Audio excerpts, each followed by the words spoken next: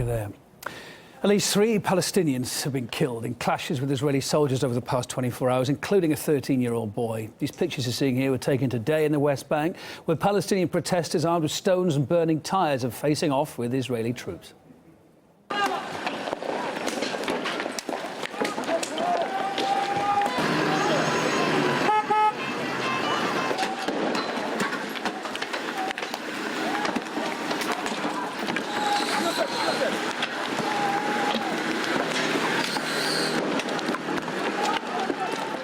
Reports also say up to 500 people have been injured in violence across the West Bank in the past few days. Residents in the city of Nablus say IDF soldiers have been using excessive force, not only against rioters, but against civilians as well. That's their thoughts, raiding homes and intimidating them. The soldiers have broken everything here. They entered by night when no young man was here, only women. Unfortunately, we're getting used to this. The soldiers broke the door and started beating me. I told them that my wife is pregnant and that our child is at home. They punched me again and started to search my house. They found nothing, but broke everything inside. The situation in the region has been rapidly deteriorating over the past month. Temple Mount, that's the hot spot there, an area revered by both Jews and Muslims, has become the site of almost daily clashes between rival worshippers and police, as both groups claim unique right to worship there. Then, last week, 4 Israeli settlers were killed by Palestinians in separate acts of terror.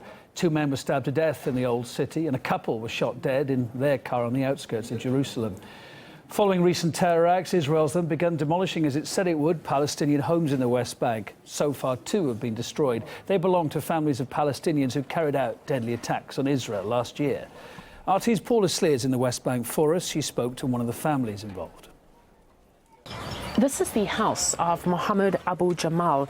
At midnight Monday, Israeli soldiers arrived here, and he says within 2 minutes they completely demolished his whole house.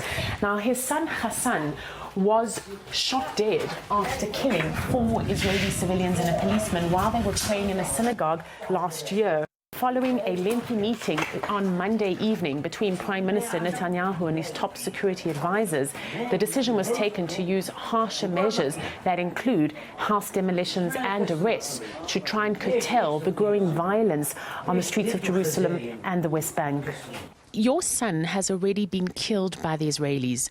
What are they trying to achieve now by demolishing your house? Netanyahu is in a hurry to destroy houses to satisfy the wishes of the settlers and his right-wing government. If Netanyahu reacts fast and destroys houses fast, people will be afraid of this happening to them, and so he believes he'll stop the Palestinian uprising. But he is wrong, because people won't stop protesting.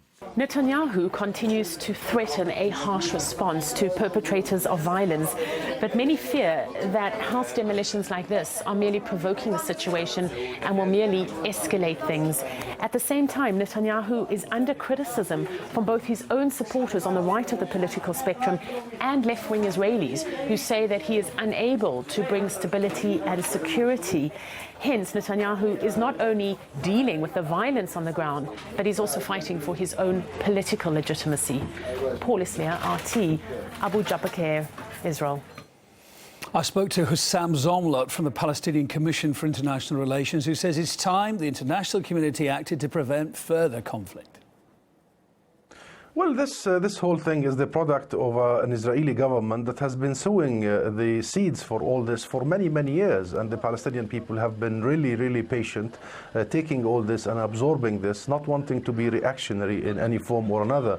For years, there are policies of segregation and land grab, and you all know the numbers about the Palestinians being murdered on a daily basis. The situation is very clear-cut. We have a government in Israel today who has nothing but more colonization, more occupation, and the only solution is by the intervention of the international community. And frankly, without a serious international decision to protect the Palestinian people will just be subjected to reign of terror by the settler movement.